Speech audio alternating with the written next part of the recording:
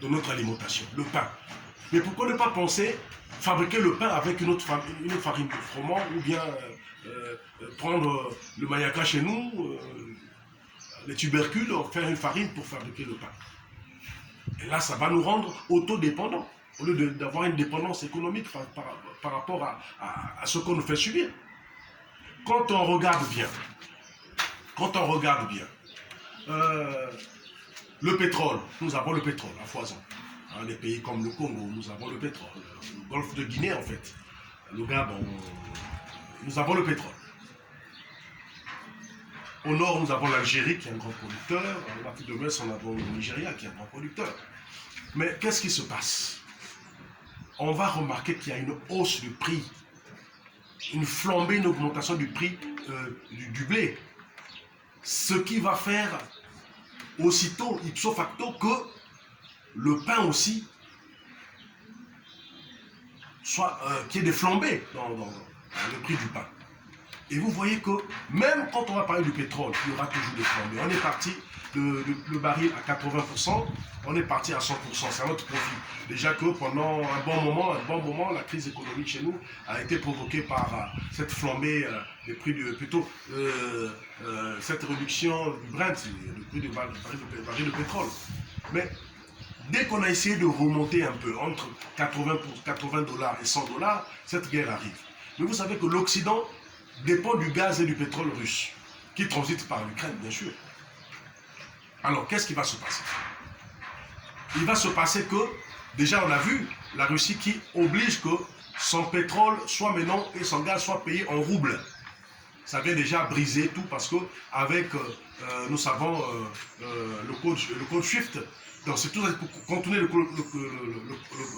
SWIFT, afin de se faire, en fait, moi je peux même dire que la Russie a blousé l'Occident. Maintenant, qu'est-ce qui va se passer? L'Occident va regarder maintenant vers l'Afrique. Va regarder vers l'Afrique pour venir puiser, pour venir prendre comme d'habitude, ou bien une extrapolation de ce qu'il faisait maintenant, ou qu'il faisait hier, je voulais dire. Et qu'est-ce qui va se passer? Ils vont vouloir baisser les prix d'achat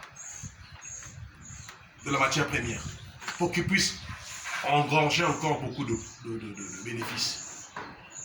Et du coup, on va subir encore cette crise. On va subir encore cette crise. Et la super dépendance que nous avons, la super dépendance comment dirais-je, de certains pays, hein, ce que je vais le dire tout à l'heure, de certains pays au gaz russe, les mènera à former inéluctablement à tourner vraiment, je veux dire inéluctablement vers les fournisseurs africains. J'ai cité tout à l'heure l'Algérie, le Nigeria, le Congo, le Cameroun, la Guinée équatoriale, et j'en passe.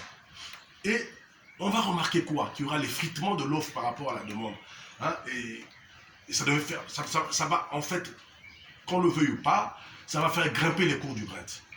Et on va remarquer qu'avec l'inflation du pain, hein, les prix du pain et d'autres produits dérivés du blé, ça va faire qu'il y ait des mécontentements même chez nous.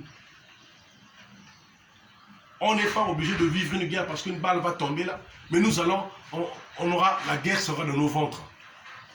C'est pourquoi nous devons penser à quoi? J'ai dit dernièrement que l'Africain devait penser d'abord à se rendre autonome alimentairement. Nous avons de la terre fertile. Il faut penser à l'agriculture. Pensons à l'agriculture pour nous rendre d'abord autonomes. Et regardez s'il n'y a pas des possibilités de faire des rizières chez nous. Qu'on ait des réserves de riz, des réserves de blé, des réserves de ceci. Mais nous n'en avons pas. Alimentairement, nous n'en avons pas. Donc, le grand problème, c'est de ne pas applaudir qu'il y ait une guerre en Russie ou en Ukraine. Parce qu'on ne le veuille pas, je ne cesse de le dire, ce sont des Occidentaux. Demain, ils vont s'entendre. On connaît le pacte de Varsovie. Ils vont s'entendre demain. Mais nous, quel sera notre impact? Ne pouvons-nous pas profiter de cette guerre pour nous rendre autonomes? C'était mon intervention d'aujourd'hui et je vous souhaite gai dimanche à tous. Merci.